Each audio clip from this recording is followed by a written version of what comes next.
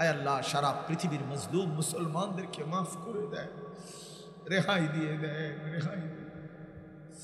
গাজা, ফিলিস্তিন, লেবাননের মুসলমানকে বাঁচান মাওলা। মায়ের রক্ত আর কত ঝরবে মাওলা।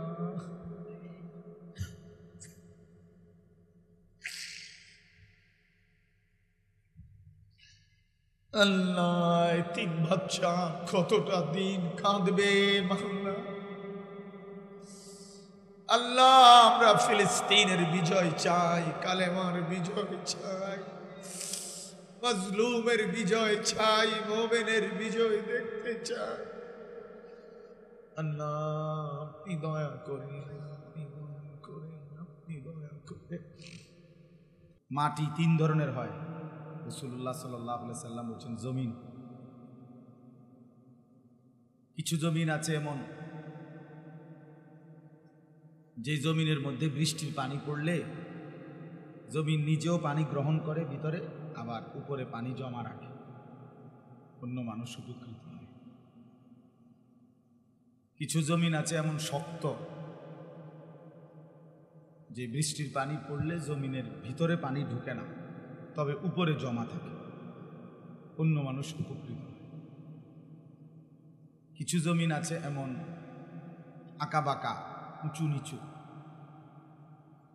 সমান না, ওই জমিনের মধ্যে বৃষ্টির পানি পড়লে ভিতরেও ঢোকে না, জমাও থাকে, বরঞ্চ গা বাইয়া পড়ে যায়। এই মানুষও এমন তিন ধরনের। রাসূলুল্লাহ সাল্লাল্লাহু আলাইহি ওয়াসাল্লাম কিছু মানুষ আছে নিজের জন্য গ্রহণ করে, অন্যকেও বলতে থাকে, উপকার করে। কিছু মানুষ আছে অন্যকে উপকার করে, হয়তো নিজের বিষয়ে বেখেয়াল।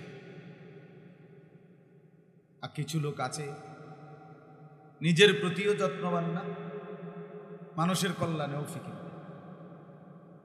জিন্দিগিটা একেবারেই ফালতু এক জিন্দিগি, না নিজের ভালো বুঝলো না অন্যের ভালো বুঝলো, কিছুই বুঝলো। সম্পূর্ণ নফসের তাবেদার, মনের চাহিদার গোলাম। মনে যখন যা চায় তখন তাই করতে থাকে। শয়তান যখন যেদিকে টানে তখন সেদিকেই ছোটে, যখন যেটা যা ইচ্ছা। কোনো বিধি বিধান, নিয়ম কানুন, কোনো দিন শরীয়ত, হুকুম আহকাম, কিচ্ছুর কোনো পরোয়া নেই। আমার মনে যা চায় এটাই আমার খোদা। আফারাআইতা মান ইত্তাখাযা ইলাহাহু হাওয়া। আল্লাহ তাআলা বলেন নবীকে, বন্ধু, যে মানুষগুলো নিজের মনের চাহিদাকে নিজের খোদা বানায় ফেলছে, আমার মনে যা চায় যখন যেরকম, তো আল্লাহ তাআলা বলেন আমি ওই মানুষটাকে, ওই নাফরমানটাকে চিরেই আমি নিজেই পথভ্রষ্ট করে দেব। যা, ঠিক আছে, তুমি যেহেতু কারো কোনো হুকুম, শাসন, বিধান, কোনো নিয়মই মানবা না, ঠিক আছে, আমি আল্লাহ তোমারে পথভ্রষ্ট করে দিলাম। অগল্লাহ। 2 নম্বরে আল্লাহ তাআলা বলেন নবী, আমি তার কানে এবং অন্তরে মোহর মেরে দিলাম। ওয়াখাতামা আলা সামঈহি ওয়া কলবিহি। 3 নম্বরে চোখের সামনে পর্দা ফেলে দিলাম। ওয়াজআলা আলা বাসারিহি গিশাওয়া। তো এইবার অন্তরও বন্ধ করে দিছে, কানও বন্ধ করে দিছে, চোখের সামনেও পর্দা ফেলে দিছে, পথও ভুলাই দিছে। এমনও বোবা, এমনও কানে শোনে না, এমনও চোখে দেখে না, আবার পথও চেনে না। ফামান ইয়াহদিহি মিন বাদিল্লাহ। আল্লাহ তাআলা বলেন, তাহলে বলেন বন্ধু, এইবার এই নাফরমানকে কে পথ দেখায়? চালো পাবে কিভাবে, হেদায়েত পাবে কিভাবে? আমি আল্লাহকে বাদ দিয়ে। আফালা তাযাক্কারুন। আল্লাহ তাআলা বলেন, তবুও কি বান্দা উপদেশ গ্রহণ করবে না? যে এই উপদেশ কি নিবা না যে হায় আমার পরিণতি যেন এমন না হয় যে আল্লাহ আমারে ভুলে গেছে। এর চাইতে বড় লানত আর কি? দুনিয়াবাসী ভুলে গেলে কি হলো আর না হলো, দুনিয়াতে বন্ধু ভুলেই যায়। আল্লাহও যদি কাউকে ভুলে যায়, এর চাইতে বড় মুসিবত আর কিছুই হতে পারে। কোরআন শরীফে আছে, বহু নাফরমান পাপী কিয়ামতের দিন হাসরের মাঠে অন্ধ হয়ে দাঁড়ায়, অথচ দুনিয়াতে সে অন্ধ ছিল না, চোখওয়ালা ছিল, কিন্তু হাসরের ময়দানে দাঁড়াবে অন্ধ হয়। ওয়া নাহশুরুহু ইয়াওমাল কিয়ামাতি আ'মা। আল্লাহ তাআলা বলেন, আমি তাকে হাসরের ময়দানে উঠাবো অন্ধ করে। সে অবাক হয়ে যাবে, তাই আল্লাহ আপনি আমাকে অন্ধ বানাইলেন, আমি তো অন্ধ ছিলাম না। ক্বালা রাব্বি লিমা হাশারতানি আ'মা ওয়া ক্বাদ কুনতু বাসীরা। আমি তো চোখে দেখতাম, এখন যে আমি কিছুই দেখি না। তো আল্লাহ তাআলা বলবেন, বান্দা চোখে দেখার পরেও দুনিয়াতে তুমি আমাকে ভুলে গেছিলে। কাযালিকা আতাতকা আয়াতুনা ফানাসিতাহা। আমার কোরআন, আমার বিধান, আমার আয়াত বারবার তোমার কাছে পেশ করা হয়েছিল, তুমি সব ভুলে গেছ আমাকে, আমার বিধানকে, আমার হুকুমকে। ফাকাযালিকাল ইয়াওমা তুনসা। অতএব আজকে হাসরের মাঠে আমি আল্লাহ তোমাকে ভুলে গেলাম। এবার দেখো তুমি তোমার কোন আপনজন পাও কিনা। আল্লাহ যখন কাউকে ভুলে যায়, এর চাইতে বড় লানত, এর চাইতে বড় অভিশাপ আর কিছু হইতে। আল্লাহকে কেউ যদি ভুলে যায়, আল্লাহ তখন তাকে আত্মভোলা করে। দীর্ঘদিন আল্লাহর কথা কারো মনে না থাকলে একদিন সে নিজের কথাই ভুলে যায়। নিজে যে মানুষ, মুসলমান, তার যে পরকাল বলতে কিছু আছে, কবর বলতে কিছু আছে, মৃত্যু পরবর্তী যে কিছু আছে, এই কথাটাই টোটাল, এই চ্যাপ্টারটাই সে ভুলে যায়। ওয়ালা তাকুনু কাল্লাযীনা নাসুল্লাহা ফাআনসাহুম আনফুসাহুম। আল্লাহ তাআলা বলে, বান্দা আমারে এই পরিমাণ ভুলে যেও না যে দীর্ঘ সময় ভুলতে ভুলতে একদিন আমি তোমাকেই তোমার থেকে ভুলিয়ে দেব, আত্মভোলা করে দেব। সেদিন আর তুমি তোমাকেই চিনবা না, তোমাকেই বুঝবা না।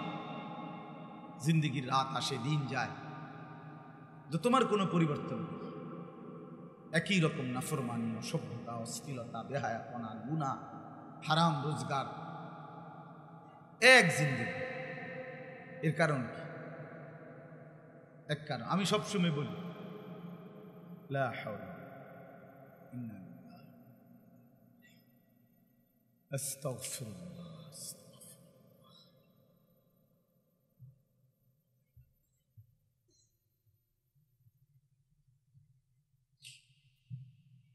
এই কারণে আমি এটা অনেক সময় বলি, আপনারা আমার এই কথাটা বুঝে দেখেন, যে একটা ছেলে মনে করেন মুসলমান, 12 বছর, 14 বছর, 16 বছর বয়স ছেলে বা মেয়ে, একদিনও নামাজ পড়ে না, কোনো দিন ফজরের নামাজ পড়ে না, কোনো দিনও না, 5 ওয়াক্ত নামাজ পড়েই না। তার ভিতরে ন্যূনতম কোনো আদব, আখলাক, ভদ্রতার কোনো নামগন্ধই না, আল্লাহর হুকুম পালন করার মতো কোনো মানসিকতাই নাই, একটা সেজদাও দেয়। অথচ আপন মা জীবিত, বাবা জীবিত, আত্মীয় স্বজন আছে তার, চাচা, মামা, ফুফা, ভাই, বেরাদর, তো কেউ তারে, একজনেও তারে ডাকে না নামাজের জন্য, আল্লাহর দিকে কারো চোখে তারে নিয়া একটু পেরেশানি নেই। মনে হয় যেন তারে সবাই ছেড়ে দিছে, সে নিজের মতোই চলতেছে, খাইতেছে, ঘুমাইতেছে, তার যা মন চায় তাই করতেছে, মোবাইল টিপতেছে, বন্ধুদের সাথে আড্ডা দিতেছে, হাঁটতেছে, চলতেছে, ফিরতেছে। আপন মাও তারে ডাকে না, বাবাও ডাকে না, আত্মীয় স্বজন, অভিভাবক কেউ তারে ডাকে না, কারো মুখে একটু আলোচনাও নাই যে কিরে এই ছেলেটা এইভাবে নষ্ট হয়ে যাচ্ছে, তার ভবিষ্যৎ কি হবে, আখেরাত কি হবে। আমার ঘরে ঘুমাইয়া আমার ছেলেটা 1 ওয়াক্ত নামাজ পড়ে না, আমার ছেলেটার কি হবে এই নিয়ে মা বাবারও কোনো মাথা ব্যথা নাই, কোনো আলোচনা নাই। এই ছেলেটার জীবনে এমন হলো কেন? যে তারে কেউ ডাকে না, কেউ তারে ফিরাইবার জন্য চেষ্টাও করে না, এমন কাজ। আমার হিসাব হইল যে মূল বিষয় হলো নওজোয়ান, তোমরা মনে রাখো, তোমাদের যাদেরকে কেউ বলে না কিছু, তোমাদের এক ওয়াক্ত নামাজ না পড়ার পরেও ফিরাইবার কেউ চেষ্টা করে না, তোমার আপন মা তোমার আপন বাবাও ডাকে না, এর মূল কারণ হলো তোমার উপরে আল্লাহর গজব পড়ছে, তোমার উপরে আল্লাহর লানত, তোর উপরে আল্লাহর গজব, আল্লাহর লানত পড়ছে তোর উপরে। মূলত তুই এত বড় নাফরমান, যে নাফরমানের কারণে আল্লাহ যখন নজর সরায় নিছে, এবার আর গোটা সৃষ্টি তোর থেকে নজর সরায় নিছে। এর চাইতে বড় লানত আর কিছু হইতে পারে, এর চাইতে বড় লানত। এইটা হলো বড় অভিশাপ। আমি প্রায় বলি, আমার ছোটবেলায়, ছাত্র জীবনে, ছোটবেলায়ও না, বুঝবান বয়সে, আমার বড় ভাই আমার একবারের চুল 3 বার কাটাইছে, 3 বার একদিনে সেলুনে পাঠাইছে। শুধু চুল একটু সামান্য ছোট বড় হয়েছে সামনে পিছনে, আবার চুল কাটা, আবার কাটা, 3 বার কাটাইছে। তারপরে ভাই বলছে যে হ্যাঁ ঠিক আছে, এবার ঠিক আছে। আমার ভাই আমার চুলের দিকে নজর রাখছে, আমার অভিভাবক আমার পাঞ্জাবের দিকে নজর রাখছে, আমার মা, আমি ঘরের বারান্দায় বসছি, মোড়া দিয়া, পাশের বাড়ির কাজের মেয়ে আমার দিকে তাকায় রয়েছে। মা, আমি দেখি নাই, মা আমারে বলছে ফুট মোড়া লইয়া ঘরে আয় কর। আমার মা নজর রাখছে, তোর দিকে কেউ নজর দেয় না বেটা, তোরে কেউ ডাকে না, সবার সামনে তুমি মোবাইল টিপতেছ, উলঙ্গ ছবি দেখতেছ, একটা ওয়াক্ত নামাজ পড়ো না, পেশাব করে পানি নাও না, তো তুমি জানো আর রে কেউ ডাকে না, কারণটা কি? তোমার উপরে কেমন খোদার গজব পড়লো? তোমার উপরে আল্লাহর লানত পড়লো কেমনে? বলেন, আপনারা বলেন, বিষয়টা চিন্তা করে দেখেন। এমন হলো কেন তার জীবন? এই জন্য বললাম আর কি, আল্লাহ তাআলা বলেন, বান্দা আমারে এই পরিমাণ ভুইল না, একদিন তোমার থেকে ভুলায় দেবো। মানুষে তো ভুলবেই, তুমিও তোমারে চিন্তা না, তুমিও তোমারে আর চিন্তা, তোমার চুল, চেহারা, লেবাস, তোমার হাঁটা চলা, কথাবার্তা, তোমার রুচি, তোমার পছন্দ, তোমার বুদ্ধি বিবেচনা, কোনো কিছুতে আর ইসলামের কোনো নামগন্ধ থাকবে না, আখেরাতের কোনো চিহ্নই থাকবে না, পরকালের কোনো চিহ্নই থাকবে না। আল্লাহ বলেন, আমার শায়েখ আল্লামা মুফতি মুশতাকুর নবী সাহেব বলেন, আল্লাহর সবচেয়ে বড় শাস্তি এইটা। এমনি মারা ধরা এটা কোনো বড় শাস্তি না, এটার দ্বারা ফেরাইতে চায়। আমার ছেলেটাকে, আমার ভাইটাকে আমি থাপ্পড় দিলাম, ধমক দিলাম, তার মানে হলো আমি তাকে ফেরাইতে চাইলাম। আরেকটা হলো আমি তার প্রতি এই পরিমাণ রাগ করলাম যে তার সমস্ত নষ্টামির পরেও আমি তারে ডাকিয়ে না, যা বেড়া তোর সাথে তুই চল, আমি জানি না বেড়া তুই। এইটা কি বড় মুসিবত না? ডাইকা যদি 2টা থাপ্পড় দিতাম, একটা শাস্তি দিতাম, তাইলে তো বাবা ভালো ছিল, যে ফিরে আসতো।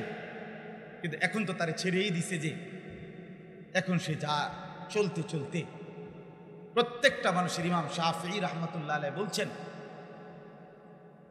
4 মাযহাবের একজন ইমাম, ইমাম শাফিঈ, পরিষ্কার কিতাবে, আমার কাছে কিতাব আছে, গাড়িতেও আছে কিতাব, কিমাতুজ জামান ইনদাল উলামা, এই কিতাবের মধ্যে আছে, তিনি বলছেন, নাফসুকা ইন শাগালতাহা বিল হক ওয়া ইল্লা শাগালাতকা বিল বাতিল। তিনি বলেন, তোমার মনের চাহিদাকে যদি তুমি জোর করে নেক কাজের মধ্যে না লাগাও, তিনি বলেন তাহলে তোমার নফস, তোমার মনের চাহিদা সারাক্ষণ তোমাকে গুনাহ নাফরমানির মধ্যেই লাগায় রাখবে। তোমারে আর মোবাইল নামাইতে দিত না, তোমারে আর নারীর থেকে চোখ নামাইতে দিবে না, তোমারে আর উলঙ্গ ছবি থেকে, অশ্লীল দৃশ্য দেখে তোমারে আর চোখ নামাইতে দিবে। রাতের 3টা বাজে তোমার চোখে ঘুম নাই, দিনের আলোতেও তোমার চোখে ঘুম নাই। পৃথিবীর মানুষ দেখলে তোমারে কি মনে করে, এই নিয়ে তোমার কোনো বাজ বিচার নাই। তুমি, তোমার মোবাইল, তোমার বন্ধু, তোমার নাচ গান, তোমার ফুর্তি, তোমার আনন্দ, মানে তুমি একটা মুস্তাকিল, পৃথক, তুমি একটা জানোয়ার, তুমি একটা জানোয়ার। তুমি একটা হাইওয়ান, তোমার যা মনে চায়। ছাগলের দিকে কে তাকায় যে ছাগল কি করে, নাচে না লাফায়? ছাগলের দিকে কেউ তাকায়? কুকুর করে কি? কুকুর কি খারাইয়া মতে না বইয়া মতে? এটা এত কিছু নজর করে কেউ? আহ, অনেক ছেলে তো মাশাআল্লাহ, অনেক ছেলে, অনেক ছেলে, চেহারা দেখলেই আলহামদুলিল্লাহ। অনেক ছেলে তোমাদের দেখলেই বোঝা যাইতেছে মাশাআল্লাহ নামাজ পড়ো নাই সারাদিন। হ্যাঁ মিয়া, অসভ্যের চেহারা তো চিনাই যায়। বেনামাজি অসভ্য, এই অসভ্যের চেহারা দেখলেই তো চিনা যায়। আল্লাহর দুশ্মন, জমিনের নিকৃষ্ট হাইওয়ান, ওরে চিনা যাবে না কেন? ওরে তো দেখলেই বুঝা যায়। আমার বললো তুমি দাঁড় করাই দিবে, বেনামাজি অপদার্থরে দেখলেই তো বুঝা যায়। যে কপালে সেজদা নাই ও তো মানুষের আকৃতি নেই, ও তো মানুষের আকৃতি। এই জন্য বাপ সবাই মনোযোগী হল। এবার একটা মূল কথা হলো, এতক্ষণ এই কথাটা বলার একটা বড় উদ্দেশ্য হলো, এই যতগুলো ছেলের হাতে মোবাইল আছে এগুলো নামাই ফেল। একটা মোবাইলও আর আলগি দিবেন না, সবগুলো মোবাইল নামাইয়া কোরআন শরীফের কয়েকটা আয়াতের তর্জমা মনোযোগ দিয়া সবাই মিলে শুনবে। এতগুলো কথা বলার পরেও তো কোনো অনুভূতি নাই, নিজের মতোই নিজে আছে। চিন্তা করে দেখ ভাইয়া, ছেলেরা একটা ছেলে হইলেও বুঝছো, তোমার এ নিয়ে 1 মিনিট তুমি ভাইব, প্রয়োজনে চোখ বন্ধ করে ভাইব যে হায় আসলে এটাই কি আমার জিন্দিগি হওয়া উচিত ছিল।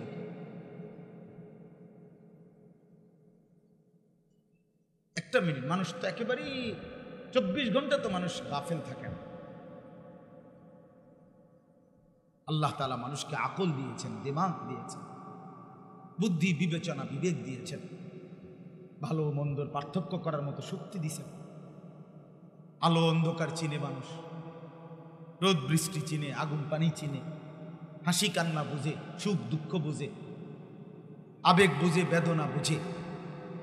তাহলে এতটা অনুভূতি শক্তি আল্লাহ তাআলা আমাদেরকে দিয়েছেন। এতটুকু আকল যদি না কাজে লাগে তাহলে এই আকলের কি মূল্য? যে আমি মালিক চিনলাম না, আল্লাহ চিনলাম না, কেন আসলাম, কোত্থেকে আসলাম, কিভাবে আসলাম, কে পাঠাইলো, কেন পাঠাইলো, কি করছি, করা উচিত কি, যাব কোথায়? প্রতিনিয়ত যে মানুষগুলো মরে এরা যায় কোথায়? এদের যায় কোথায়? আল্লাহ তাআলা কোরআনুল কারীমের মধ্যে বলছে ইলাইহি তুরজাউন, তোমরা সকলেই কিন্তু আমি আল্লাহর কাছেই ফেরত আসবে। ইলাল্লাহি মারজিউকুম জামিআন, আমি তোমাদের সকলকে আমি আল্লাহর কাছে ফেরত আনব। আল্লাহ তাআলা বলেন ইলাইহিল মাসির, তোমাদের সকলের প্রত্যাবর্তন স্থল আল্লাহরই নিকট। মৃত্যু মানে হারিয়ে যাওয়া না বাপ, বয়স্ক বাবা আপনাদের কারো মৃত্যু, মৃত্যু মানে কি শেষ? কথা বলেন না। মৃত্যু মানে হারিয়ে যাওয়া না, মৃত্যু মানে সমাপ্ত না। মৃত্যু মানে ইতি টানলেন, তিনি তার বর্ণাঢ্য জীবনের ইতি টানলেন, না না, ইতি টানে নাই। তিনি তার এই জীবনের সমাপ্তি ঘটালেন না, সমাপ্তি ঘটায় না। সমাপ্তি মানে তো ইন্ড, শেষ না। মৃত্যু মানে তো সমাপ্তি না, মৃত্যু মানে তো ইতি টানা না। মৃত্যু মানে স্থানান্তর। একটা জরুরি কথা সবাই মনে রাখবেন, মানুষ একবার জন্ম নিলে আল্লাহর সৃষ্টি মায়ের পেট থেকে বের হয়, এই মানুষের আর কোনো ক্ষয় নাই, মানুষের কোনো শেষ নাই, কোনোদিনও না। মানুষ কোনোদিন শেষ হবে না, কোনোদিনও না, কোনোদিনও না। মানুষের কোনো শেষ হয় না, মানুষের কোনো ক্ষয় নাই, মানুষ শুধু স্থানান্তর হয়। 1 ফোঁটা বীর্য থেকে মায়ের জরায়ুতে স্থানান্তর হয়, মায়ের জরায়ু থেকে দীর্ঘ 9 মাসে মানুষের আকৃতি ধারণ করে পৃথিবীতে স্থানান্তর হয়। পৃথিবীতে প্রতি মুহূর্তে অবস্থার পরিবর্তন হইতে হইতে কবরে স্থানান্তর হয়, কবর থেকে হাসরের মাঠে স্থানান্তর হয়, হাসরের মাঠের থেকে ফুলসেরাতের নিকটে স্থানান্তর হয়, ফুলসেরাত থেকে জান্নাত কিংবা জাহান্নামে পৌঁছে সেই জান্নাতে যদি কেউ যায় সেখানেও চিরস্থায়ী, জাহান্নামে গেলেও চিরস্থায়ী। মানুষের শেষের উপর বুঝছুনি ভাই কথা, জাহান্নামে কি চিরস্থায়ী না মানে 20-30 বছর খাবাইয়া ছেড়ে দিব? খালিদিনা ফিহা আবাদা। কোরআনে বারবার জান্নাত জাহান্নামের কথা বলতে গিয়ে এই কথাইটা আছে। যারাই কোরআন শরীফ কুদ্দুরও পড়ছেন আপনি এই শব্দটা শুনছেন, ঠিক না? খালিদিনা ফিহা, চিরস্থায়ী। তো মানুষের শেষ হইল কই? এজন্য মানুষের কোনো শেষ হয় না, মানুষের রীতি হয় না, মানুষের সমাপ্তি হয় না। এজন্য বন্ধু আমার, আমি আপনি বুঝলেও আমাদেরকে মরতে হবে, না বুঝলেও মরতে হবে। চোখ বন্ধ করলেই ঝড় থামে না। বাতাস ছুটছে, বৃষ্টি আসতেছে, ঝড় তুফান শুরু হয়েছে। আমি যদি বলি চোখ বন্ধ করে ফেললাম, না ঝড় তুফান নাই, কেমনে বুঝছেন নাই? এই যে আমি দেখি না, কথা হইল বেকুব, তুই চোখ বন্ধ রাখছ এই কারণে বুঝি তুফান বন্ধ হয়ে গেছে। তাইলে আমি বুঝি নাই, আমি খেয়াল করি নাই, আমি ভাবি নাই, এই কারণে কি মৃত্যু থেমে যাবে? এই কারণে কি কবর থেমে যাবে? এই কারণে কি হাসরের মাঠ স্তব্ধ হয়ে যাবে? এই কথাটা বুঝতে চলে যেতেই হবে, চলে যেতেই হবে, স্থানান্তর হতেই হবে, আমাকেও আপনাকেও, নওজোয়ান তোমাদেরকেও, বৃদ্ধ বাবা আপনাদের, চলে যেতেই হবে। হযরত হাসান বসরি রহমতুল্লাহ আলাইহি বিশ্ববিখ্যাত বুজুর্গ ছিলেন। তিনি একদিন এরকম মজমার মধ্যে বয়স্ক প্রবীণ মুরব্বী শ্রেণীর লোকদেরকে দেখে বললেন, ইয়া মাশারা শুয়ুখ, তিনি বললেন, হে বৃদ্ধ বাবাগণ, আপনারা আমার প্রশ্নের উত্তর দেন। মা ইউনতাযারু বিয-যারঈ ইযা বালাগা। তিনি প্রশ্ন করলেন যে বলেন তো, ধান যখন পাইকা যায়, ফসল যখন পেকে যায়, তখন আর কি বাকি থাকে? কোন কাটা বাকি, কি বাকি থাকে? বুঝছেননি কথাটা? যে ফসল যখন কি হয়ে যায়, পাইকা যায়, ধান যখন পাইকা যায়, তখন আর বাকি থাকে কি? এই তিনি জিজ্ঞাসা করছে, তো বয়স্করা বলছে ক্বালু আল হাসাদ, হ্যাঁ জনাব, কাটাটা বাকি থাকে, হাসাদ মানে কাটা। তিনি বললেন, ঠিক এরকম আপনারা বৃদ্ধ বয়সে পৌঁছে গেছেন, এখন আর আপনাদের শুধু মৃত্যুটা, কবরটা বাকি, কাটাটা বাকি, মৌতটা আর বাকি। তাহলে পৃথিবীর রং, স্বাদ, মজা, আহ্লাদ মোটামুটি শেষ। শেষ কি না বলেন? চাচাকে জিজ্ঞেস করেন, চাচা আর কিটা বাকি রয়েছে? তামাশার দুনিয়া ভোগ করার বাকি আর কি রয়েছে? আর কিছুই নেই, আর কিছুই বাকি নাই উনার। এখন শুধুই কি বাকি? কবর। এরপরে তিনি হযরত হাসান বসরি রহমতুল্লাহ আলাইহি যুবকদের দিকে তাকাইছেন, তাকাইয়া বলছেন, ইয়া মাশারাশ শাবাব, এবার শুনো হে যুব সমাজ, তোমাদেরকে বলি। তো এবার তিনি বলেন, ইন্নাজ যারআ কাদ তুদরিকুল আহাতু ক্বাবলা আন ইয়াবলুগ। তিনি বলেন, শুনো, অসংখ্য গাছের ফল, অসংখ্য ক্ষেতের ফসল, অসংখ্য গাছের ফুল পরিপক্ক হওয়ার আগে, পাকবার আগেই, পূর্ণতায় পৌঁছবার আগেই ঝরে যায়, ঝরে যায়, ঝরে যায়, ঝরে যায় কিনা বলে? আম গাছে যতগুলো ফুল ধরে, মুকুল, সবগুলোই তো আম হয়, ঝরে যায়, ঝরে যায় বেশি বেটা। যতগুলো আম মুকুল থেকে এরপরে এই ছোট ছোট আম হয় যেগুলো, এই সবগুলো কি পাকা পর্যন্ত বড় হয় না? এই অবস্থাতেও ঝরে যায় বেশি। তাহলে এটাকে সহজ হিসাব তিনি বলছেন। এবং এরপরেই ওই কিতাবের, এই যে আজকে যেই মৌলানা কি বয়ান করছে, ইউসুফ বিন ইকবাল, এই মৌলানা মুফতি ইউসুফ বিন ইকবাল আমাদের অনেক মহব্বতের মৌলানা, নওজোয়ান আলেম, চমৎকার বয়ান করে, অসাধারণ সুন্দরের বয়ান। এই মৌলানা আমার একটা কিতাব হাদিয়া দিছে, ছোট্ট আরবি কিতাব।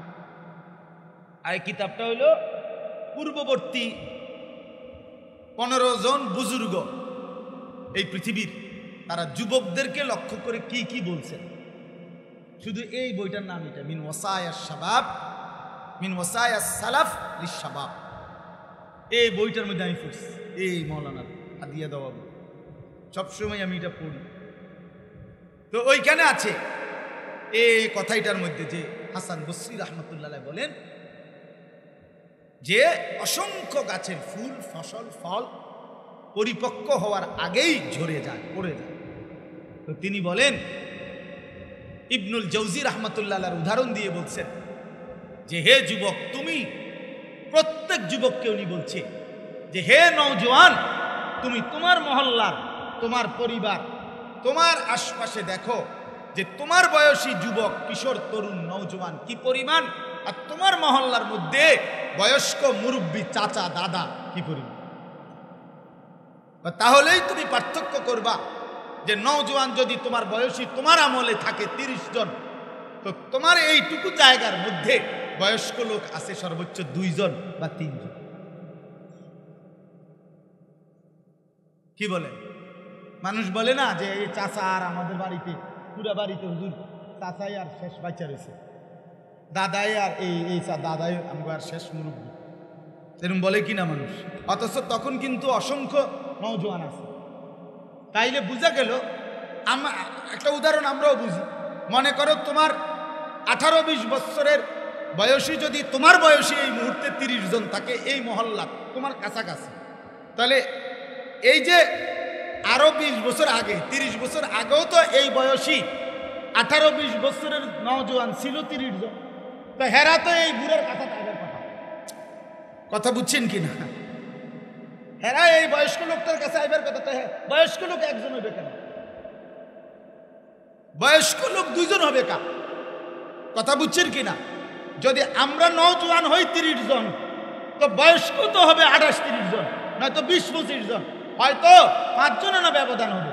কিন্তু বয়স্ক রয়ে গেল মাত্র 2 জন, কিন্তু সমবয়সী কিশোর, তরুণ, নওজোয়ান আছে ওইখানে, ওই মহল্লাতে, ওই পাড়াতে, ওই বাড়িতে, ওই ফ্যামিলিতে 30 জন। এমনটা মূল বিষয় হলো তিনি প্রমাণ করে বুঝাইছেন যে মূলত কিশোর, তরুণ, যুবক অধিকাংশই বৃদ্ধ হয় না, তার আগেই কবরে চলে যায় বেশি, বুড়া হয়, বয়স্ক হয় অল্প অল্প অল্প অল্প।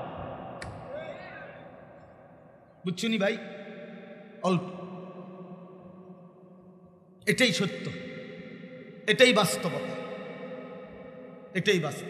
অতএব তিনি বলেন, কাজে তুমি কোনোভাবেই লা তাখতার, প্রতারিত হয়েও না যে আমার হায়াত এখনো অনেক বাকি,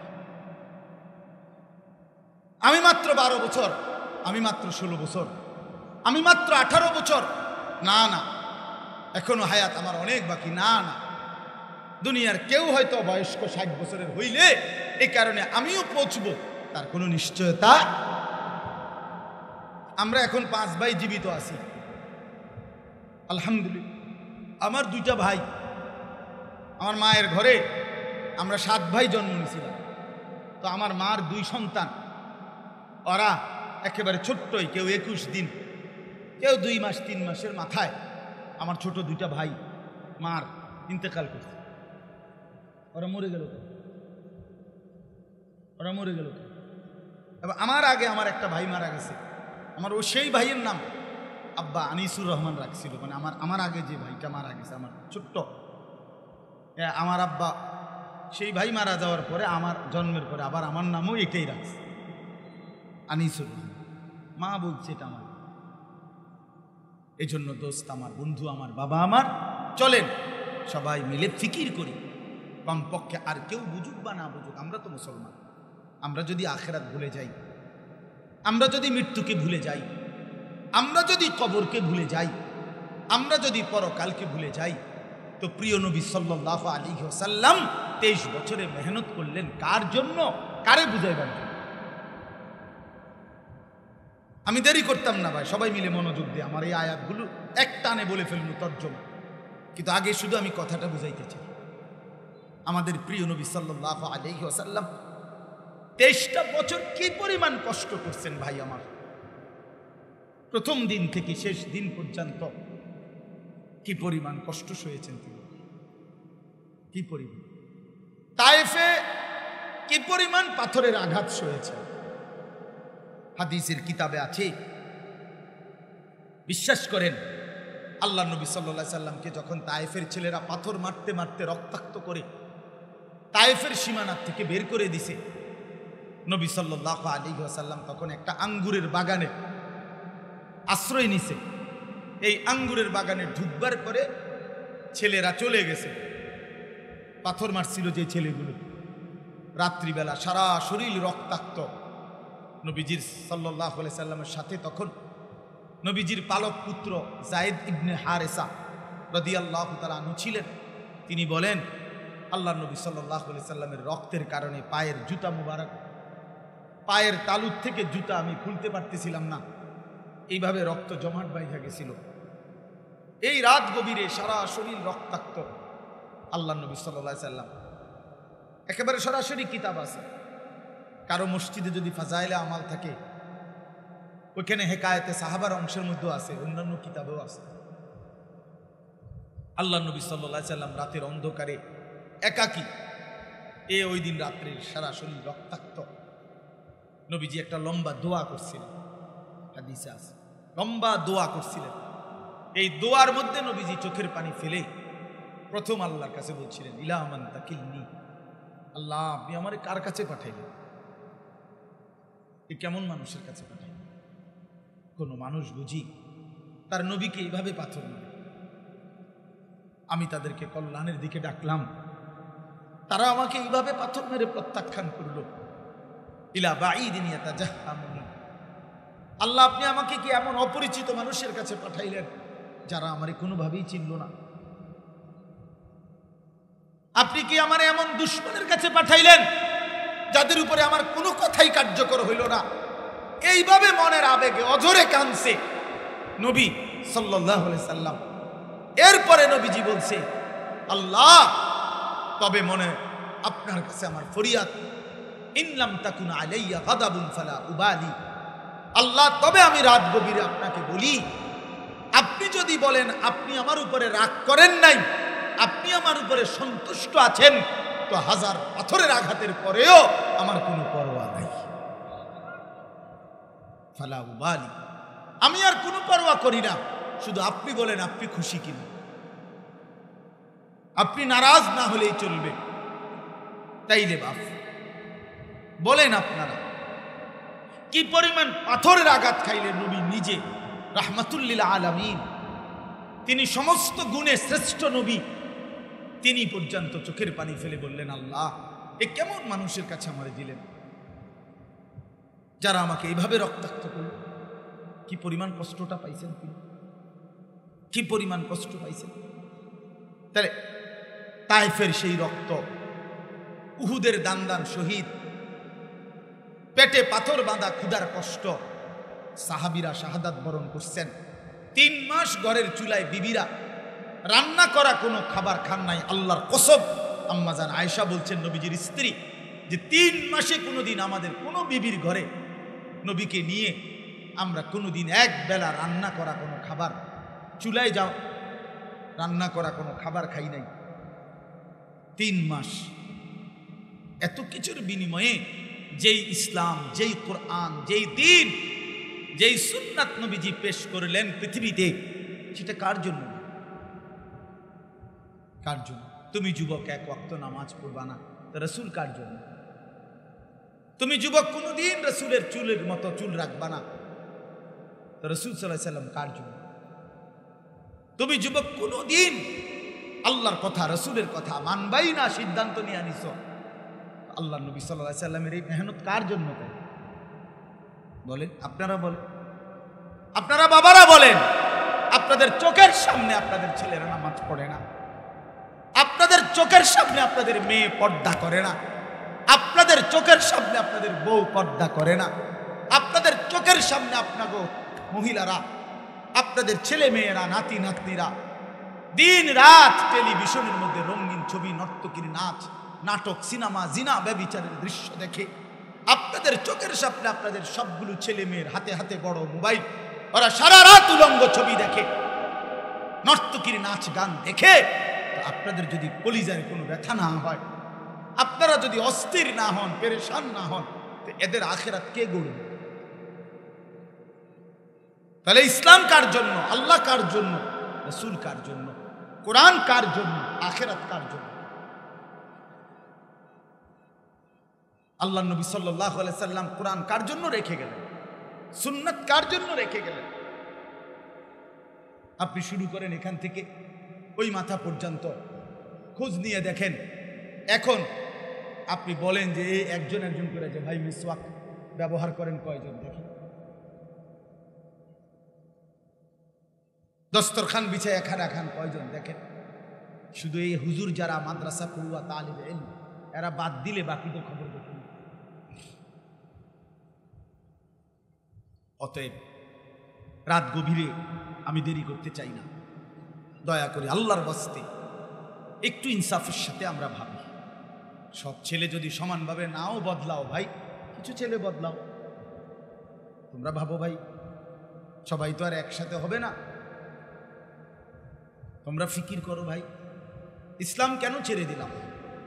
আল্লাহ নবী সাল্লাল্লাহু আলাইহি ওয়াসাল্লামের সাথে চাইতে উত্তম, সুন্দর, পবিত্র, চমৎকার আর পৃথিবীতে কার যে নবীজির সাথে তার তুলনা হয়? আসেনি এমন কেউ? কারো জানানো? রাসূলুল্লাহ সাল্লাল্লাহু আলাইহি ওয়াসাল্লামের কোনো একটি নড়াচড়া তার চাইতে উত্তম কারো কাছে আছে? এটা কে? কথা বুঝেন নাই? মানুষ মানুষ বুঝাই না। ঠিক আছে, ভাইয়ের কথাও ঠিক আছে, আল্লাহই সর্বশ্রেষ্ঠ, মানে বুঝাইলাম যে মানুষের মধ্যে আমাদের নবী সাল্লাল্লাহু আলাইহি ওয়াসাল্লামের চাইতে চলনে, বলনে, আচরণে, উচ্চারণে, চেহারায়, আকারে, আকৃতিতে, ভদ্রতায়, সৌন্দর্যে এর চাইতে সুন্দর এই কায়নাতের কে আছে? তাহলে আল্লাহ আমারে এত বড় শ্রেষ্ঠ নিয়ামত দিলেন, আমি এভাবে ফেলে দিলাম,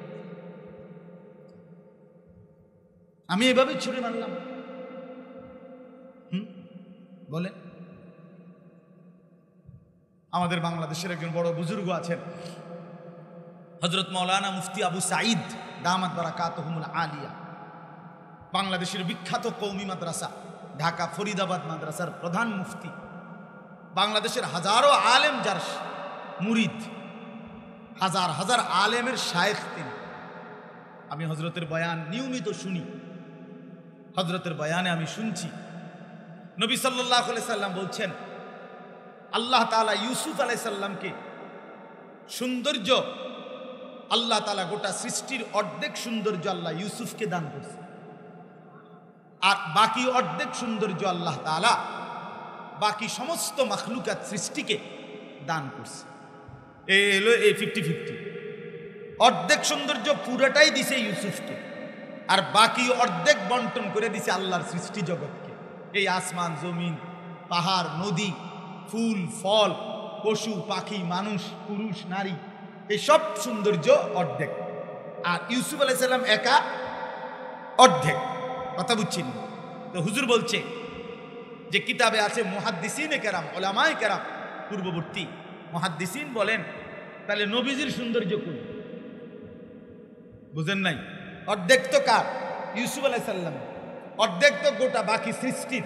তো নবীজি, নবী সাল্লাল্লাহু আলাইহি সাল্লাম, তো তিনি বুঝাইছেন, মুহাদ্দিসিনে কেরাম বলেন মূলত আল্লাহ নবী সাল্লাল্লাহু আলাইহি সাল্লাম বুঝাইছেন অর্ধেক আল্লাহ তাআলা সৌন্দর্য ইউসুফকে দিছেন, অর্ধেক আল্লাহ তাআলা বাকি সমস্ত সৃষ্টিকে দিচ্ছেন, আর পুরা সৌন্দর্য একা মুহাম্মদকে দিছেন।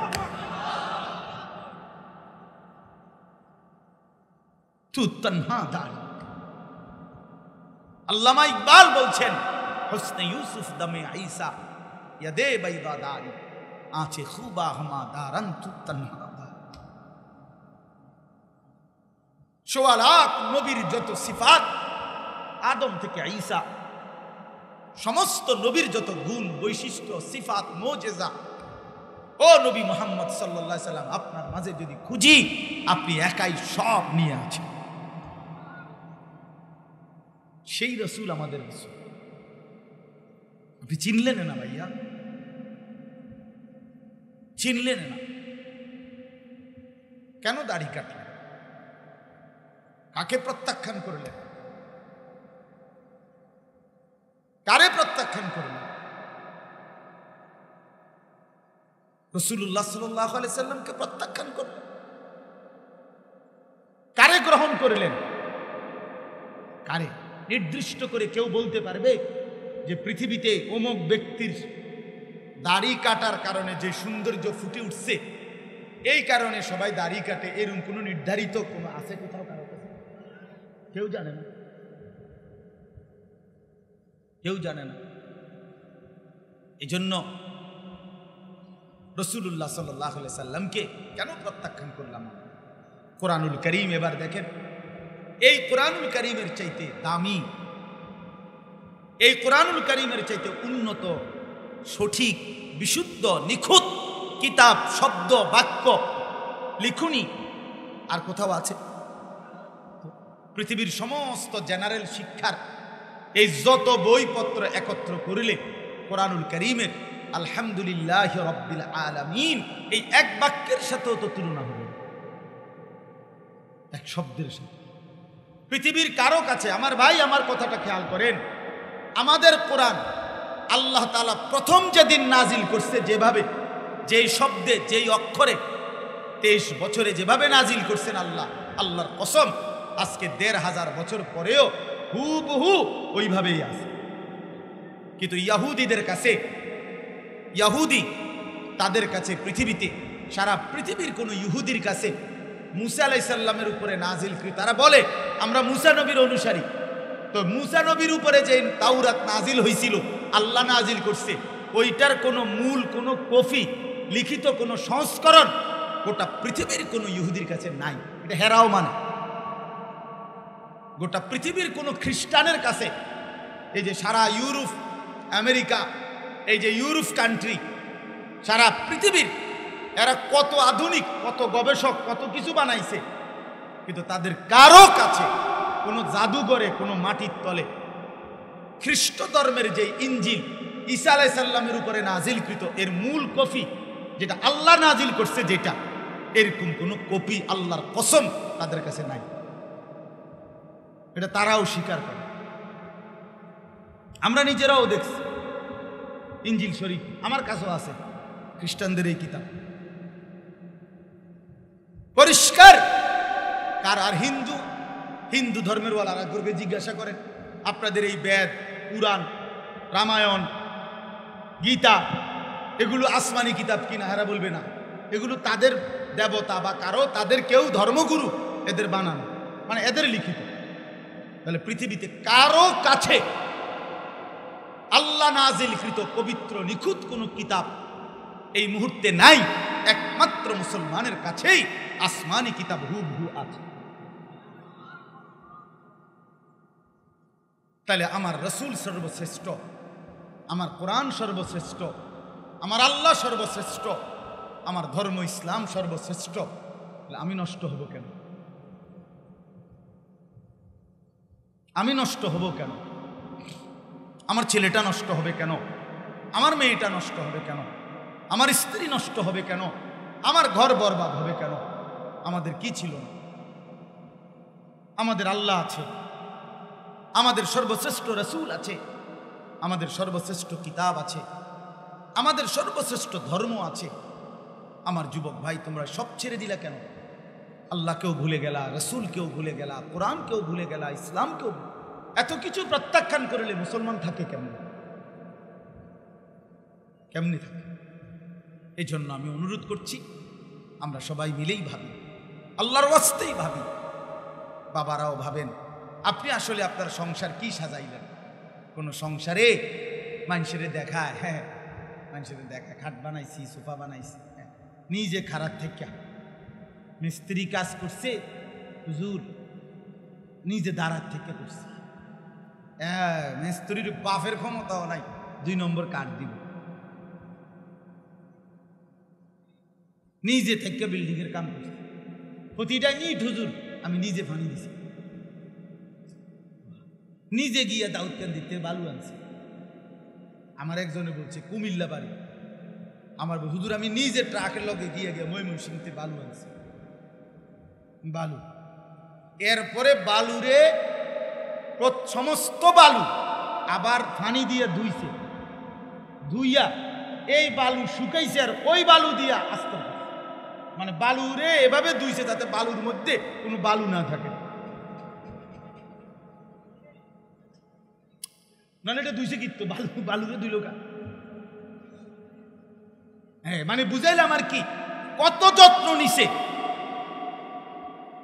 মানে এক সামান্য কোন শেওলা কিছু যেন কি বিল্ডিং যেন হয় মজবুত, খাট যেন হয় মজবুত, সোফা যেন হয় মজবুত, এতটা যত্ন করে মাথার ঘাম। আমি একদিন দেখছি এক বাবাকে ফজরের নামাজ পড়ে ওই যে গতকালকে আস্তর করে গেছে, আরে গাইথা গেছে ইট গাঁথনি, এই বেচারা বয়স্ক মানুষ, বিশ্বাস করেন আমার চোখে দেখা, দুইটা ছোট ছোট বালতি দিয়া পুকুরের থেকে উনি পানি আইনা আইনা এই বয়স্ক লোকটা বাঁকা হয়ে যাইতেছে, এই বিল্ডিংয়ের ওয়ালের মধ্যে উনি পানি দিতেছে। আর নাফরমান সন্তান তখনও সেজদা দেয় নাই, ঘুমাইতেছে। ওই বেনামাজি অসভ্যের জন্য উনি নিজের হাতে বিল্ডিং বানাইতেছে। কোন হাইওয়ানের জন্য বানাইছিলেন চাচা? ওই নাফরমান তো এখনো ঘুমান। হ্যাঁ, কার জন্য এত মজবুত সোফা বানাইলেন? যেই জানোয়ার এটার মধ্যে বৈশা সারাক্ষণ টেলিভিশনে নর্তকী দেখবে। এত দামি সেগুন কাঠ দিয়ে খাট বানাইলেন, ওই হাইওয়ান তো সারা রাত ওইটাতে শুইয়া মোবাইলে উলঙ্গ ছবি দেখবে। এই জানোয়ারের জন্য বানাইছেন, এই অমানুষের জন্য। এটাই জিন্দেগি? এর নাম মুসলমান? এর নাম সফলতা? আপনি হিসাব দিতে হবে না? আপনি কবরে যাইতে হবে না? আল্লাহরে বুঝাই দিতে হবে না? বান্দা আমি বলছিলাম কি, তুমি করলাটা কি? আল্লাহ কোরআনে বলছে ওয়া'মুর আহলাকা বিসসালাহ, তুমি তোমার পরিবারের সদস্যদেরকে নামাজের আদেশ করো। আর আমনে কোন ময়মনসিংহের থেকে বালু আনছে? বুঝেন না আমার কথাটা? আমনেরে বলছে বউ বাচ্চার নামাজ, তারপরে ময়মনসিংহ গেছে বালু আনতে। কি ব্যাপার বাপ? এই জন্য চাচা বাবাদেরকে বলি, অনেক অভিভাবক আপনারা বুঝেন না, ছেলের অসভ্যতা, নোংরামি, ছেলের বেনামাজি জিন্দিগি, অপবিত্র জিন্দিগি দেখেও আপনার কোনো মাথা ব্যথা নাই, চোখে পানি নাই। আপনি আছেন শুধু ভাত তরকারি নিয়ে, আপনি আছেন শুধু দালান বিল্ডিং, খাইয়া পইরা ভালো। এবার তার চরিত্র থাকুক বা না থাকুক, আমার সন্তান যেন খানায় কষ্ট না পায়, থাকতে কষ্ট না পায়, শুইতে যেন কষ্ট না পায়। আরে বাপ, আপনি থাকবেন কয়দিন, ছেলেটাই থাকবে। দুনিয়ারে সবাই যদি এভাবে ভালোবেসে ফেলি, আখেরাতকে ভুলে যাই, তো আখেরাতে দাঁড়াইলে আমাদের কি হবে? কেমনে হিসাব দেব? এই জন্য আল্লাহ তাআলা বলেন, বান্দা আমি কোরআনুল কারীমের মধ্যে আল্লাহ তাআলা বিশ্বাস করেন, কোরআনুল কারীমের 3 ভাগের 2 ভাগ বর্ণনাই আখেরাত। বিশ্বাস করেন 2/3 কোরআনের আলোচনা আখেরাত। আল্লাহ তাআলা বলছে মুমিন একটা সেকেন্ডের জন্য আখেরাত ভুলল না। তুমি আখেরাত ভুলবা না, কারণ তুমি ঈমানদার। তোমারে আমি ঈমান দিছি, তোমারে আমি মুসলমানের ঘরে দিছি। কেন জানো? আমি আখেরাতে যে জান্নাত ঠিক রাখছি, আল্লাহ বলে শুনো, আমি ঈমানদারকেই সেই জান্নাত দিতে চাই। কোনো বেঈমান, কোনো কাফের সারা পৃথিবীর সমস্ত ভালো কাজ করলেও আমি তারে জান্নাত দেব না। ওয়াকাদিমনা ইলা মা আমিলু মিন আমালিন ফাজআলনাহু হাবাআম মানসুরা। আল্লাহ তাআলা বলেন হাশরের ময়দানে নাফরমান, কাফের, বেঈমান, মুশরিকের আমল আমি আল্লাহর সামনে পেশ করা হবে, আর আমি আল্লাহ তা ধুলির মতো উড়ায় দেব। যা, বেঈমানের কোনো পুরস্কার নেই। তো আল্লাহ তাআলা বলেন আমি তোমাকে তো ঈমানদার আমি হিসাব করেই বানাইছি। কয়জন মানুষ মুসলমানের ঘরে জন্ম নিবে, এটা কি আল্লাহর হিসাব ছাড়া? কথা বলেন না কেন? আল্লাহ তাআলা তো বলেন আমি তো দয়া করে তোমারে দিছিলাম বান্দা, তোমার কোনো তদবির, তোমার বাবার কোনো তদবির ছিল না, পৃথিবীর কারো কোনো সুপারিশ ছাড়াই আমি আল্লাহ তোমারে মুসলমান মায়ের ঘরে জন্ম দিছি, মুসলমান বাবার ঘরে জন্ম দিছি। জন্মের পরেই তোমার কানে আজান শুনাইছি, বাম কানে একামত শুনাইছি, কত আলেম ওলামার কোলে তোমারে উঠাইছি। হ্যাঁ, তোমারে কত মানুষ হাত মুছা দিছে, দোয়া করে দিছে, তোমারে ছোট্টবেলায় মক্তবে পড়তে দিছে, তোমারে মক্তবের হুজুরে কালেমা লা ইলাহা ইল্লাল্লাহ মুখস্থ করাইছে, তোমারে আল্লাহর কোরআনের সূরা শিখাইছে, ওযু নামাজ শিখাইছে। এই সব কিছু এভাবে ছেড়ে দিল? বলো ভাই, ছোটবেলায় মায়ের জবানে লা ইলাহা ইল্লাল্লাহ শুনি নাই এমন কেউ আছে এখানে? সব এভাবে বাদ দিয়ে দিলেন। এই শুধু বন্ধুদের আড্ডায়, মোবাইলের আড্ডায়, নারীর আড্ডায়, নারীর লোভে। আশ্চর্য, এটা কথা হইল? নারী জীবনের সব। অশ্লীল ছবি, উলঙ্গ ছবি, নর্তকী, কোনো মেয়ের সাথে প্রেম, এটাই জীবন? পৃথিবীতে আল্লাহ তাআলা মানুষ বানানোর উদ্দেশ্য এটাই? শুধু এই লজ্জাস্থানের চাহিদা, শাহওয়াত, এই জন্যই আল্লাহ আমগরে বানাইছেন? এটা কথা হইল? এজন্য এ আল্লাহ তাআলা কোরআন কারীমের মধ্যে বারবার একটার পর একটা কত সূরা, কত আয়াত আল্লাহ নাজিল করছেন শুধু আখিরাত, আখিরাত, আখিরাত, আখিরাত, আখিরাত। আল্লাহ নবী সাল্লাল্লাহু আলাইহি সাল্লাম সাহাবায়ে কেরামের দিলে আখিরাত এভাবে বুঝাইছেন যে সাহাবায়ে কেরাম মৃত্যু পর্যন্ত চলতে ফিরতে আখিরাতকে যেন সামনে দেখতে পেতেন। তো এই জন্য আল্লাহ তাআলা আমাদেরকে বলছেন, বান্দা কোনো অবস্থাতেই দুনিয়াটারে কলজার মধ্যে ভালোবাসো না, দিলের মধ্যে দুনিয়া জায়গা দিও না। দুনিয়ায় চলো মানা নাই, বাজার, ব্যবসা, সংসার, আয়, রোজগার, কিন্তু দুনিয়াটারে দিলের মধ্যে বসাই দিও না। আমরা উস্তাদদের মুখে শুনছি, বুজুর্গদের মুখেও শুনছি, আল্লাহওয়ালারা বলেন ওই নৌকা যেটা পানিতে চলে, তো নৌকার পানি নৌকা চলার জন্য বাধ্যতামূলক, তাহলে নৌকা চলবে কেমনে? কিন্তু নিয়ম হইল নৌকার নিচে যদি পানি থাকে তাইলেই পানি নৌকাটা আরামসে চলতে পারে, কিন্তু নৌকার ভিতরে যদি পানি ঢোকে তাহলে নৌকা ডুববে যাবে। যে পানি নৌকার নিচে থাকলে নৌকা চলে, সেই পানি নৌকার ভিতরে ঢুকলে নৌকা কি ডুবে। ঠিক আল্লাহওয়ালারা বলে দুনিয়া যদি কারো আপনার প্রয়োজন, এটা কোনো নিষেধ না, দুনিয়ার কামাই রোজগারি, কিন্তু দুনিয়া যদি কারো কলজার ভিতরে ঢুকে যায় তাইলে সেই ব্যক্তি ডুবে যায়, সে বরবাদ হয়ে যায়, সে বরবাদ। দুনিয়া থাকবে তবে নৌকার নিচে পানি যেরকম, দুনিয়া যদি কলিজায় ঢুকে যায় তাইলে ভাই, আমরা যদি জওয়ান বুড়া সবাই মনে করি, বয়স্করা মনে করছেন আপনার ব্যবসা, বাড়ি, বিল্ডিং এটাই আপনার জীবনের মূল টার্গেট, যুবক ছেলেরা মনে করছেন আপনার এই শাহওয়াত, মনের চাহিদা পূরণ এটাই জীবনের সব। না ভাই, বরং আল্লাহর হুকুম পালন এটাই জীবনের সব, আখিরাত মনে রাখা এটাই জীবনের সব। আল্লাহ আমাদেরকে বুঝদান করে। চলেন এবার তর্জমা শুনেন। এই তর্জমার মূল বক্তব্য হলো এটা, আল্লাহ তাআলা মনে করাই দিছে বান্দা যে তোমরা যদি আখিরাত ভুলে যাও, পরকাল ভুলে যাও, আমার বন্দেগী ভুলে যাও, আমার হুকুম ভুলে যাও, তো মনে রাখো, আল্লাহ তাআলা বলছে মনে রাখো বান্দা, প্রথম যেদিন তোমার মৃত্যু হবে, এই মৃত্যুর প্রথম জান কবজ মালাকুল মউত আজরাইল যখন রুহু কবজ করবে, সেদিন থেকে তোমার যন্ত্রণা, কষ্ট শুরু হবে। আল্লাহর কসম, আল্লাহ বলছে বান্দা আর কোনো দিন সেই যন্ত্রণা শেষ হবে না। প্রথম যেদিন রুহু কবজ হবে, মৃত্যুবরণ করবে, সেদিন থেকে তোমার মৃত্যুর যন্ত্রণা দিয়া শুরু, আর কোনো দিন তোমার সুখ আর মিলবে না, হাসি আর ফুটবে না, আর কোনো দিন আযাবের বিরতি হবে না।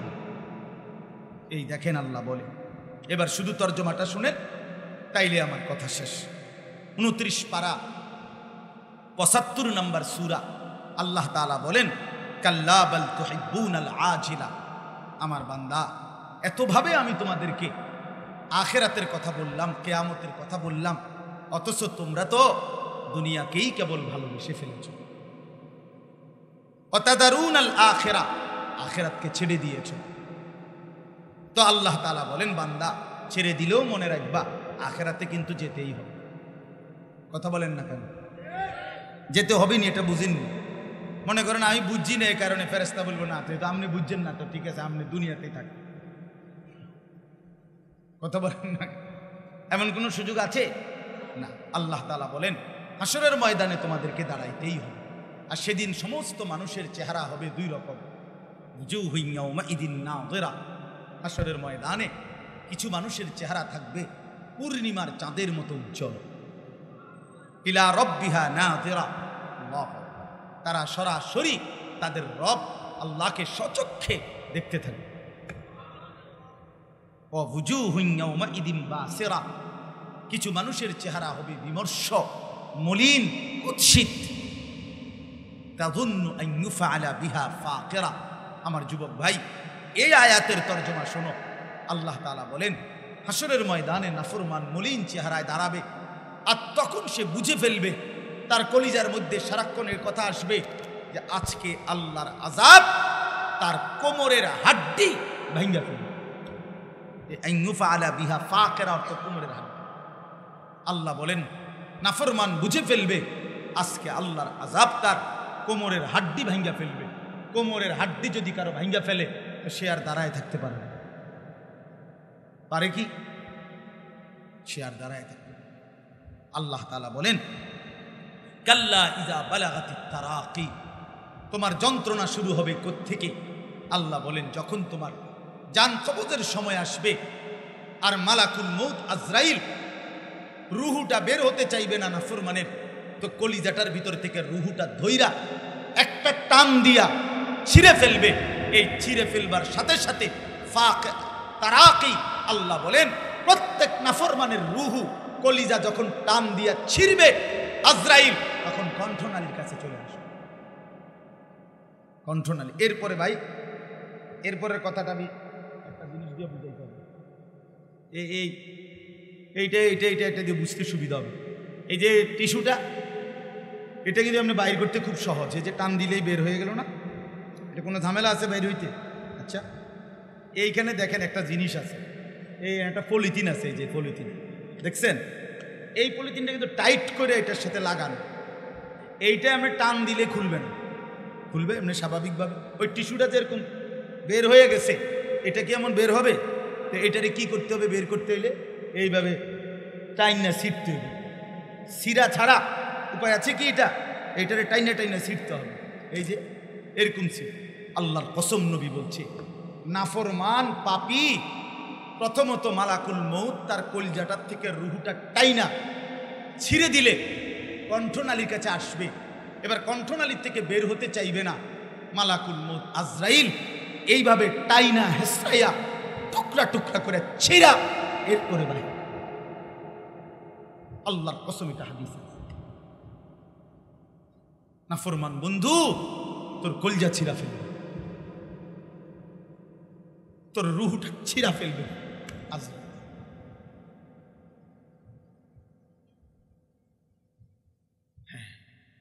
কাল্লা ইযা বালাগাতিত তারাকি ফালাউলা ইযা বালাগাতিল হুলকুম।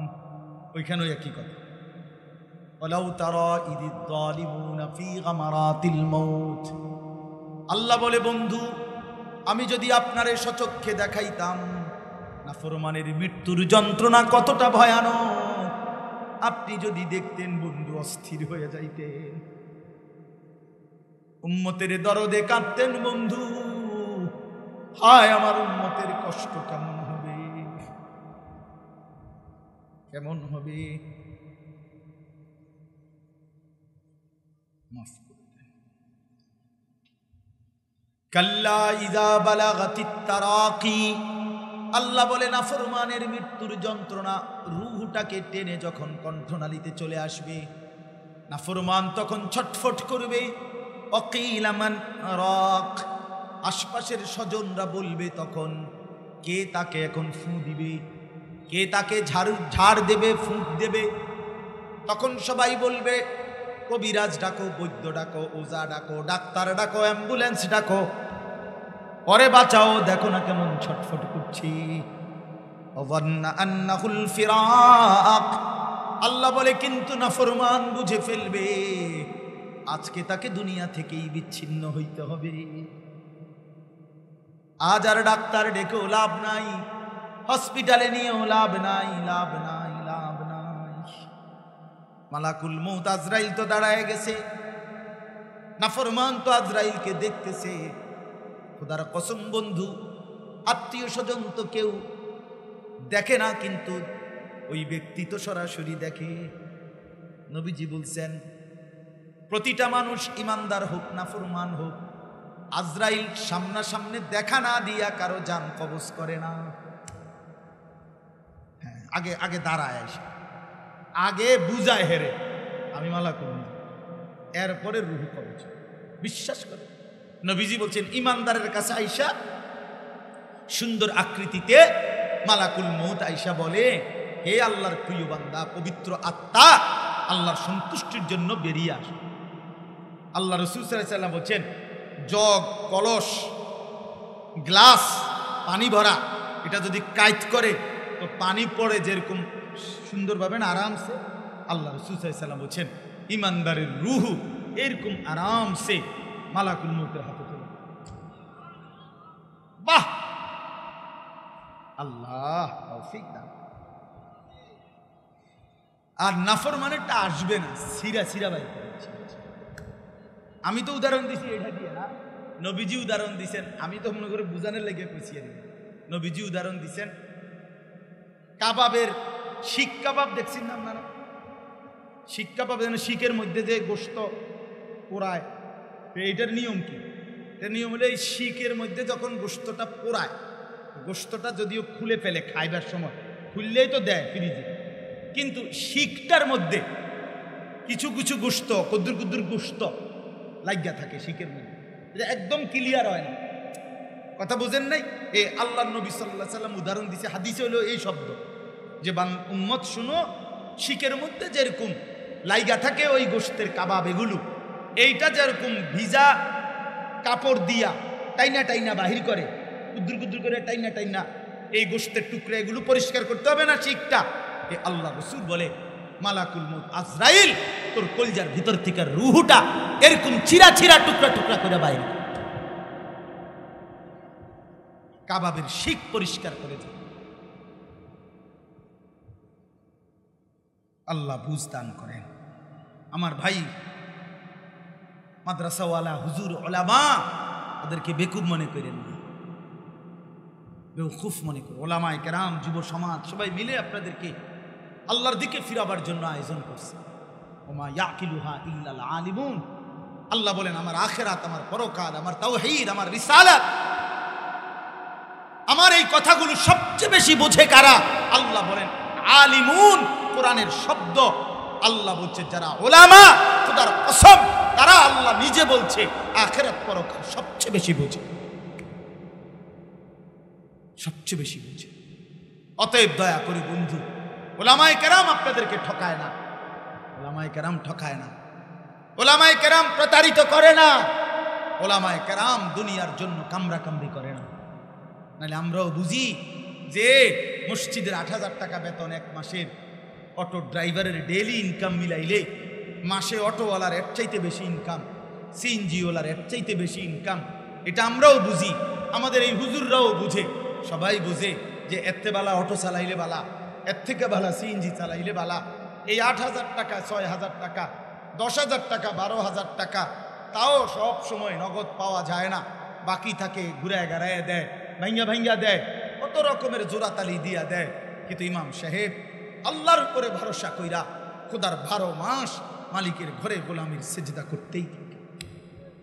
সে বুঝে এটুকু দুনিয়া কোনো রকম পার হলেই হবে, আখেরাতে মিললেই হবে, আখেরাতে মিললেই হবে। নাহলে আমরা বোকা না, বোকা না। একজন সিএনজি ড্রাইভার যদি ডেইলি ১,০০০ টাকা ইনকাম করে, তাহলে মাসে ৩০,০০০ টাকা, এটা আমরা বুঝবো না কেন? কোনো হুজুর চেষ্টা করলে সিএনজি চালাইতে পারবে না? কথা বলেন না কেন? সিএনজি চালানো এটা কি খুব ঢাকা ইউনিভার্সিটির মাস্টার্স?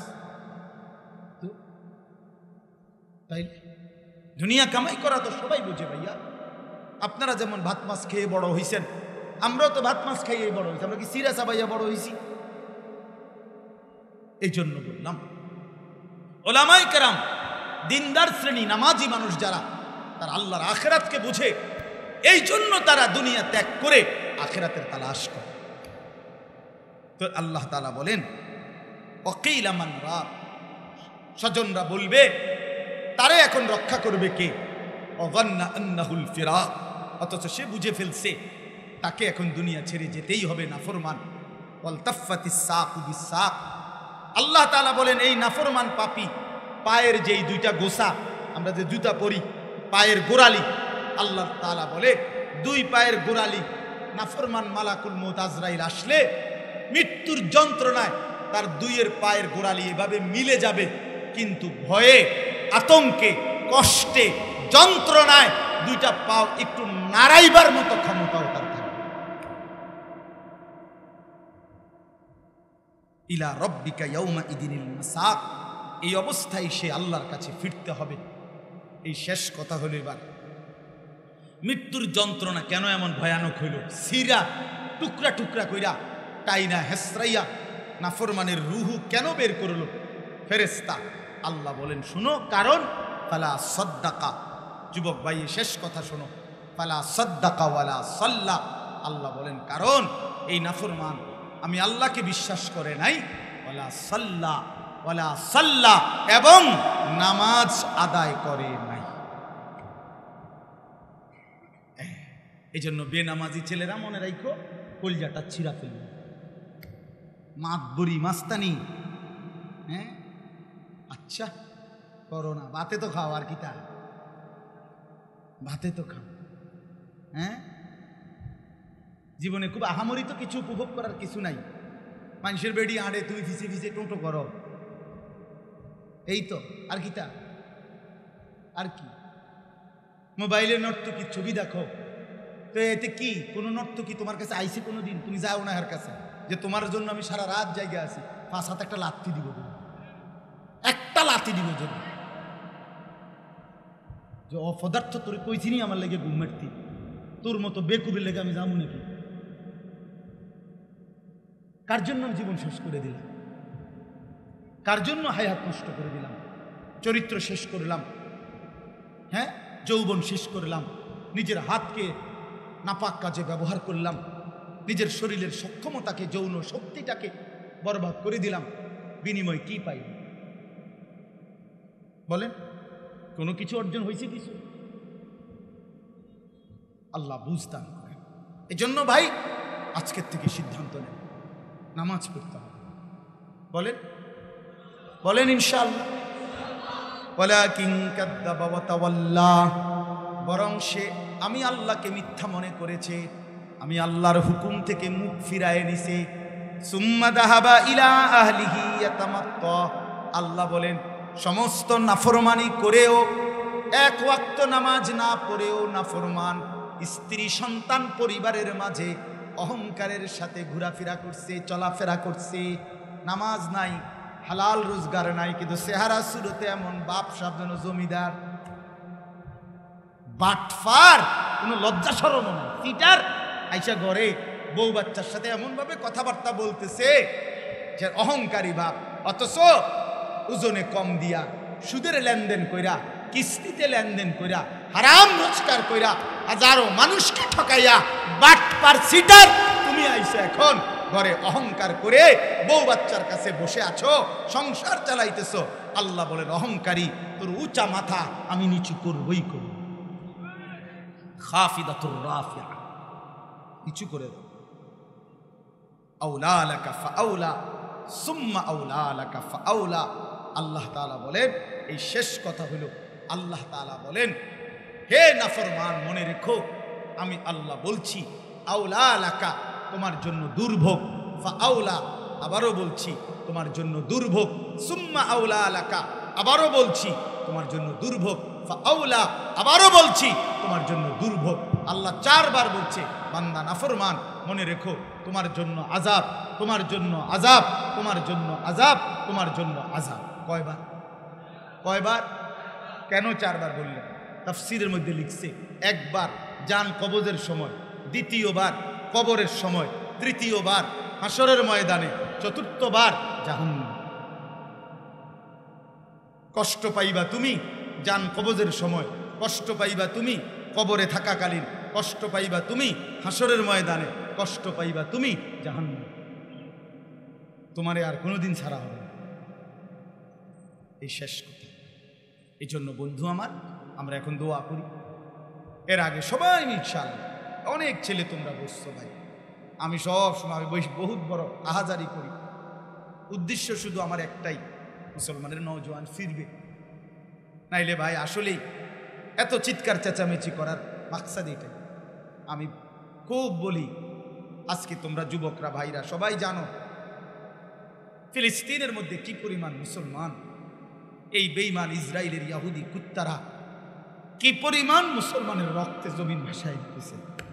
প্রতিদিন প্রতিদিন মুসলমানের, ফিলিস্তিনের যোদ্ধা যারা মুজাহিদ হামাসের, যাকেই দাঁড় করায় তারাই শহীদ করে দিচ্ছে প্রতিদিন।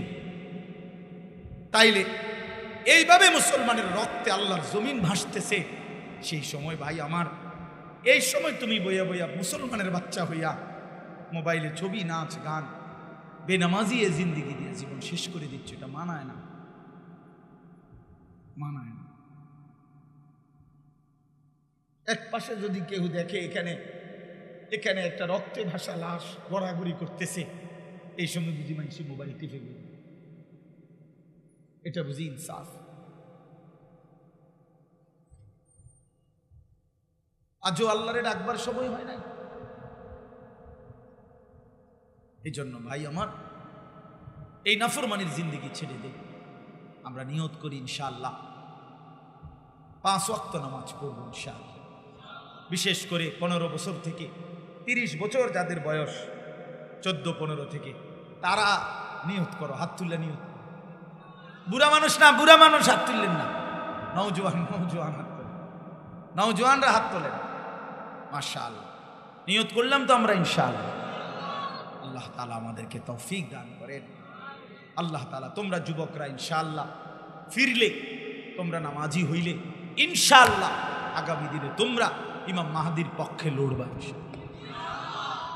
খুব বেশি দরকার হবে, খুব বেশি দিন আর বাকি নাই, অল্প সময়ের ব্যবধানে সারা পৃথিবীব্যাপী হক বাতিলের লড়াই হবে, ইমান কুফরের লড়াই হবেই। তখন মুসলমানের যে যুবক নামাজি হবে, সেজদাওয়ালা হবে, ইনশাআল্লাহ সে হকের পক্ষে জান বাজি রাখবে। আল্লাহুম্মা আনতাস সালাম মিনকাস সালাম তাবারাকতা ইয়া যাল জালালি ওয়াল ইকরাম।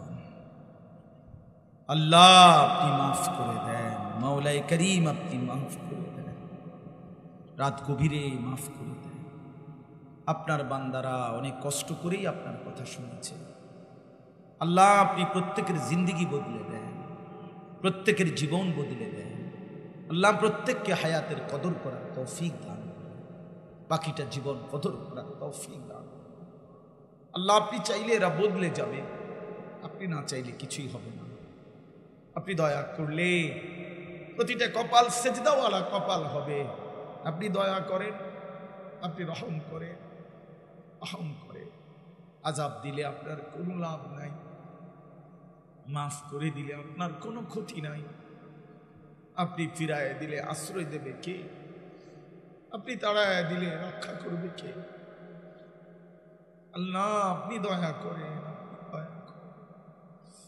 নামাজি বানায় দেন, নামাজি বানায়, সেজদাওয়ালা কপাল বানান, কাঁদনেওয়ালা চোখ বানান, জিকিরওয়ালা জবান বানান, মোহাব্বতওয়ালা দিল বানান, বন্দিগিওয়ালা জিন্দিগি বানান।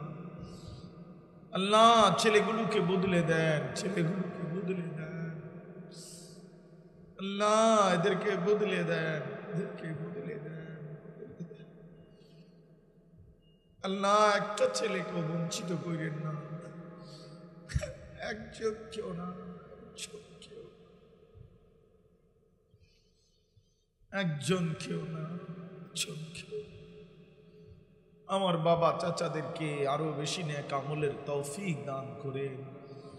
আমার মা বোনদেরকে পর্দা পুশিদাওয়ালা বানিয়ে দেন, মা ফাতেমা রাবেয়া বসরিয়ার মতো বানিয়ে দেন। সমস্ত কবরবাসীদেরকে মাফ করে দেন, কিয়ামত পর্যন্ত কবরের আযাব মাফ করে দেন। আজকের এই মাহফিলকে কবুল করে নেন। ওলামায়ে কেরাম নওজওয়ানদের এই ফিকির, এই মেহনত, এই আয়োজনের মধ্যে আপনি বরকত দান করেন। আগামী দিনেও এই মাহফিল চালু রাখবার তৌফিক দান করেন। আল্লাহ আমাদের সবাইকে কবুল করে নেন। অসুস্থ বিমারি যারা শিফা করে দেন, প্রত্যেকের কামাই রুজিতে হালাল বরকত দেন। প্রবাসী যারা বিদেশি সহি সালামতে নিরাপদে রাখেন মওলা, যার যত নেক মাকসাদ আছে আপনি পূরণ করে দেন। এই মাহফিল বাস্তবায়ন করতে গিয়ে যে যেভাবে অংশগ্রহণ করেছে, সহযোগিতা করেছে, সকলকে উত্তম বিনিময় দান করেন। যে যে মাকসাদে দোয়া চেয়েছে নেক মাকসাদ পূরণ করে দেন।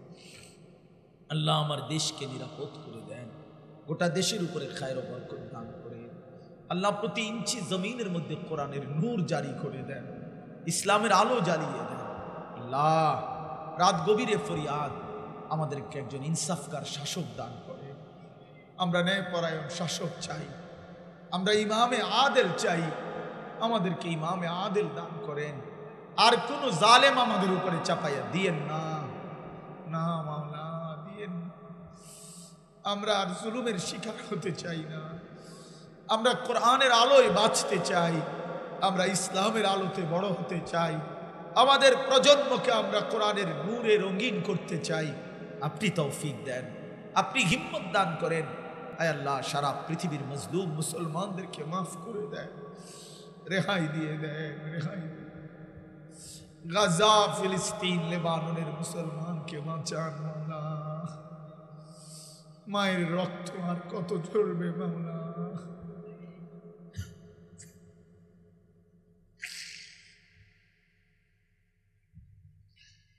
আল্লাহ তিন বাচ্চা কতটা দিন কাঁদবে মাওলা।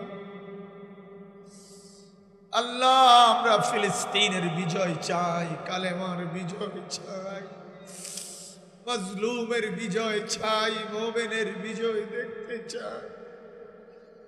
আল্লাহ আপনি দয়া করেন, আপনি দয়া করেন, আপনি দয়া করেন। ইসরায়েলের ইহুদি বেঈমানকে ধ্বংস করে দেন আল্লাহ। এই প্রধানমন্ত্রী নেতানিয়াহু এই জালেম ফেরাউনের চাইতে বড় জালেম, এই জালেম নমরুদের চাইতে বড় জালেম, ওরে ধ্বংস করে দেন, ওরে ধ্বংস। আল্লাহ আল্লাহ রব্বির হামহুমা কামা রব্বায়ানি সগীরা। আল্লাহুম্মা ইন্না নাসআলুকাল হুদা ওয়াত তুকা ওয়াল আফাফা ওয়াল গিনা। اللهم ارحمنا بترك المعاصي ولا تشقنا بمعصيتك. سبحان ربك رب العزة عما يصفون وسلام على المرسلين والحمد لله.